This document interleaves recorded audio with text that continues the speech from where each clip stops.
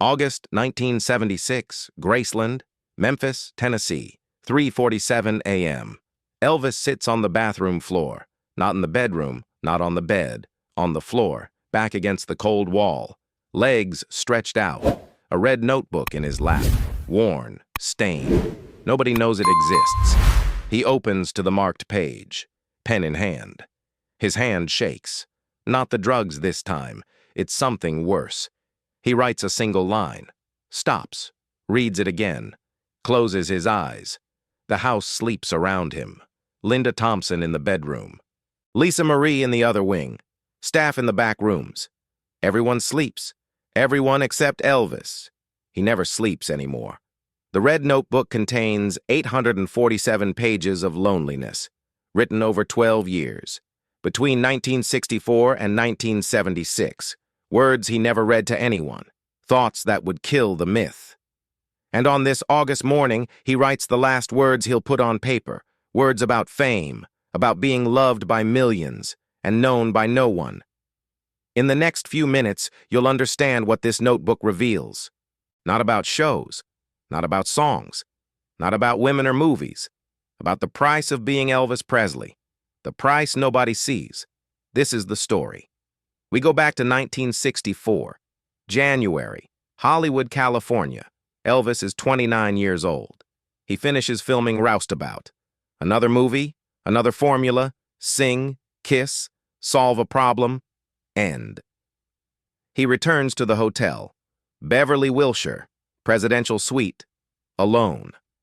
The Memphis Mafia guys are in other rooms, drinking, playing cards, doing what they always do. Elvis closes the door, locks it, sits on the bed. There's a nightstand, drawer open. Inside, hotel stationery. He takes a sheet. He doesn't plan to write anything important. Just random thoughts. To pass the time. To not think. But when the pen touches the paper, something different happens. The words come out. Fast. Honest. No filter. He writes, "Today I filmed a scene where I pretend to fall in love. I kissed an actress I barely know. The camera stopped. She smiled. Asked if I wanted dinner. I said yes. But it wasn't true. I don't want dinner with her. I don't want dinner with anyone. I just want silence." He stops. Reads it again. He's never put this into words before. He continues writing. The problem isn't being alone. It's being surrounded and feeling alone anyway. That's worse. He folds the paper, puts it inside the Bible he always carries. Nobody will read it. But he feels a little better. For the first time in years, he put the truth somewhere. This paper becomes the first of many. Throughout 1964, he writes 23 times. Always alone, always at night, always after public events, after shows, after filming, after parties, when the public Elvis disappears, and only the man remains. In May 1964, he buys the Red Notebook, bookstore in Memphis. Nothing special. Cheap leather cover, unlined pages. He transfers the 23 papers to the notebook, glues them in, numbers them. Now he has an official place for loneliness. Quick thought. Have you ever felt that the more people surround you, the lonelier you become? Drop a comment. February. Elvis is in Nashville, recording How Great Thou Art. It's a special session. Gospel music. The music he truly loves. Not for a movie, not for quick money. It's for him. The session ends at 2 a.m. Everyone leaves. Engineers, musicians, producers. Elvis stays, sits at the piano, alone in the empty studio, plays a few notes, thinks about his mother. Gladys, dead for 7 years. She understood. She saw the son, not the Elvis. He opens the Red Notebook, always carries it in his bag, writes, "I sang for God today, but God doesn't answer. Mama answered. Mama knew me. Now I only have people who know Elvis. That's not the same thing." He closes the notebook, puts it away, leaves. Nobody knows he came back. Nobody knows he cried. Between 1965 and 1968, there are 127 entries in the notebook. some long, some one line. One of them, written in June 1967, says only, "Today I turned 32. 1,000 people said happy birthday. None of them know me." Another, from March 1968, before the TV special that would relaunch him, "I'm going back on stage. Everyone thinks it's what I want. Maybe it is. Maybe I'm just running from the silence." The notebook becomes a confessional. No priest, no absolution, just truth. December 1968. The comeback special just finished taping. NBC Studios, Burbank, California. Elvis knows it was good. Better than good. Perfect. The audience stood, applauded for minutes, screamed his name. He smiled, waved, signed autographs. But when he returned to the dressing room, something was wrong. Red West is there. Best friend since school. Red notices. Red approaches. "Boss, you okay?" Elvis doesn't answer immediately. Takes off the black leather jacket. Sits down. Stares at the mirror. "Red, do you think they liked me?" Red laughs. "They loved you, Elvis. You saw the reaction." Elvis shakes his head. "No. They loved Elvis Presley. They didn't ask me how I am. They don't know me. I could be dying, and they just wanted me to sing Hound Dog." Red doesn't know what to say. Elvis grabs the notebook. Red has never seen him write, never knew about the notebook. Elvis writes in front of him. Doesn't care anymore. Writes, "Today I proved I'm still Elvis, but who am I when I'm not being Elvis? Does anyone know? Do I know?" Red reads over his shoulder, goes silent. Elvis closes the notebook, looks at Red. "Don't tell anyone about this." Red nods. "I won't, boss." Elvis stands. "Let's go. They're waiting for us at the after party." Red follows. But something has changed. Red now knows. Elvis is not okay. Elvis hasn't been okay for a long time. The notebook entries become more frequent after the comeback special. 3 times a week, sometimes daily. January 1969. Elvis writes, "Back on stage in Vegas next month. Colonel says it'll make millions." He's probably right, but I wonder if anyone will notice I'm not really there anymore. I'm just going through the motions. The real me stays in this notebook. July 1969. Opening night at the International Hotel, Las Vegas. Sold out. 2,200 people. The show is electric. Elvis moves like 1956. Voice strong, energy high, standing ovation. 5 minutes. He goes back to the suite. Penthouse, 30th floor. Everyone wants to celebrate. Priscilla, the Colonel, the guys. Elvis says he needs a minute. Goes to the bedroom.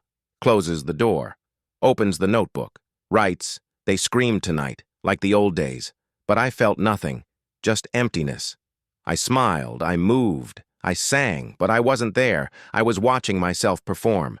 Like I'm outside my own body. Is this what the rest of my life will be? Performing for people who love a version of me that doesn't exist?" He hears a knock. "Elvis? You coming out?" Priscilla's voice. He wipes his eyes. "Yeah, baby. Coming." He puts the notebook in the nightstand drawer, locks it, walks out smiling. Nobody knows. The Vegas shows continue. 2 shows a night, 7 days a week, month after month. Elvis writes between shows, sometimes just a sentence. February 1970. Second show was better than the first, but I felt more alone during the second. May 1970. A woman in the front row was crying. She reached for me, wanted to touch me, but she doesn't know me. She was crying for someone who doesn't exist. September 1970. Priscilla asked me what's wrong. I said nothing. How do I explain that everything is wrong? That being Elvis is killing whoever I used to be? The notebook fills with contradiction, gratitude and resentment, love for the fans and hatred for what they represent, need for applause and disgust at needing it. November 1971, Priscilla leaves, takes Lisa Marie, moves to California.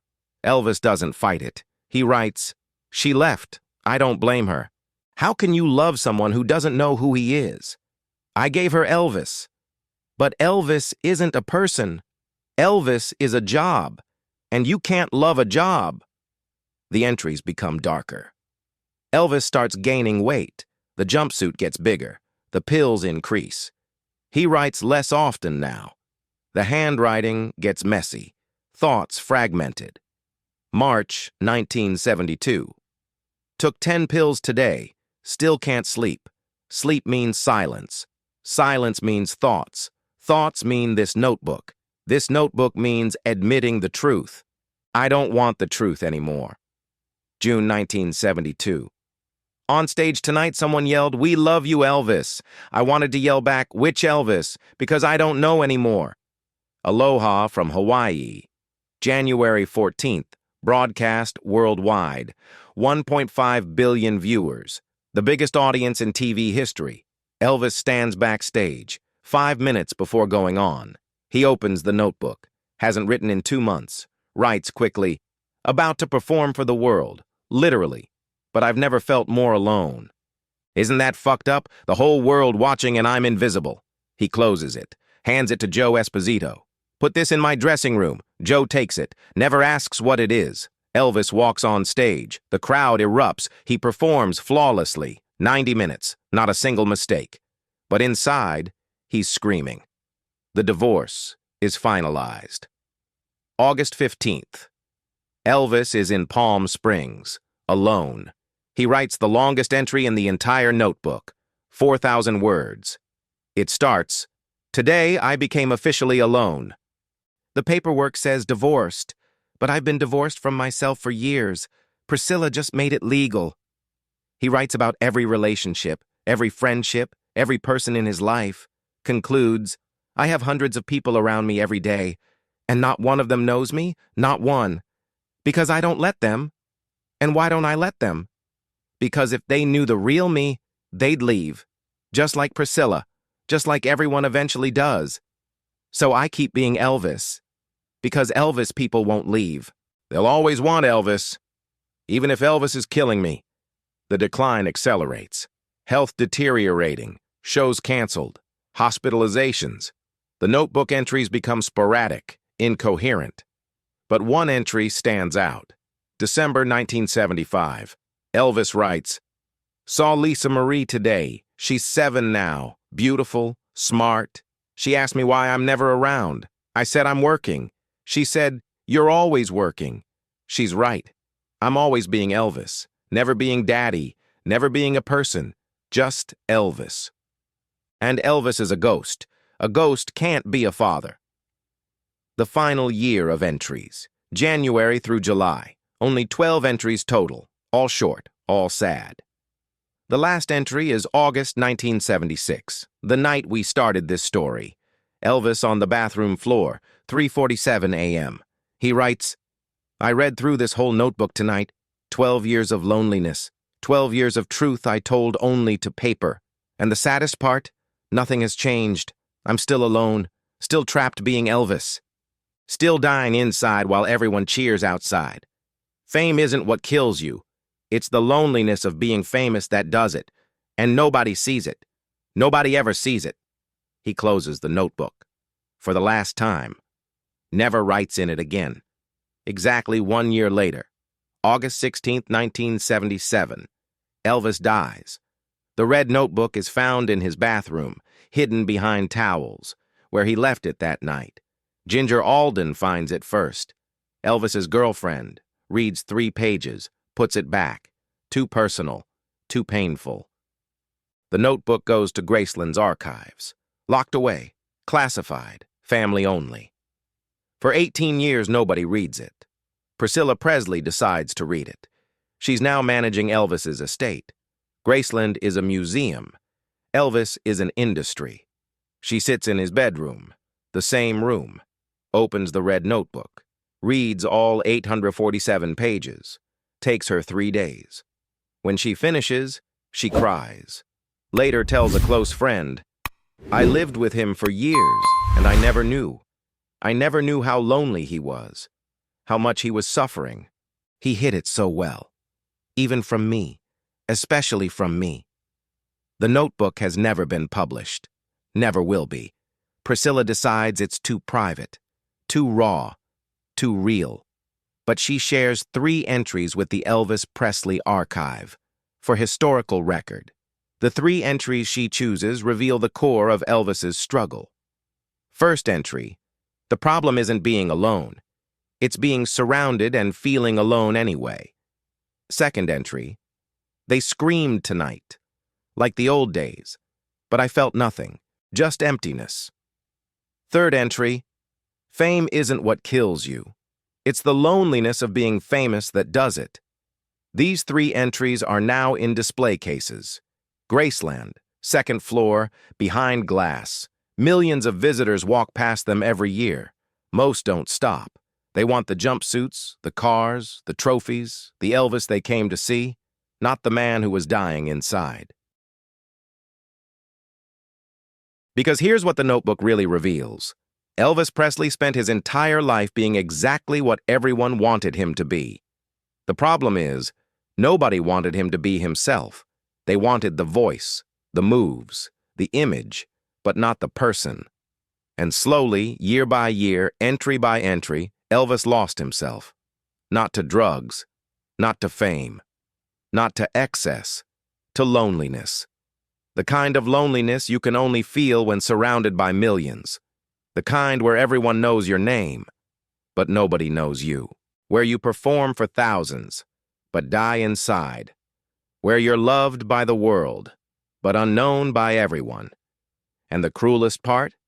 Elvis wrote it all down, 847 pages of truth, but never showed anyone, because showing it would break the illusion. And the illusion was all he had left.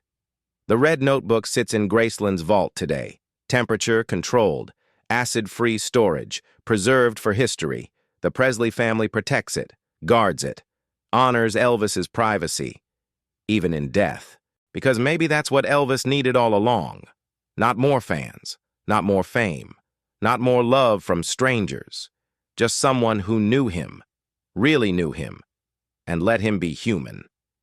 Quick thought.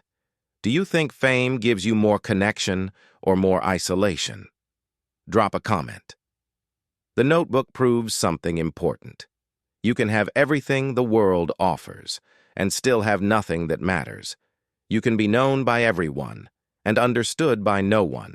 You can fill stadiums and be empty inside. Elvis Presley had 75 hit songs, 31 movies, billions of fans, but he died alone, not physically, emotionally. The notebook is his testimony, 847 pages that say, I was here, I was lonely, I was human, and nobody saw it.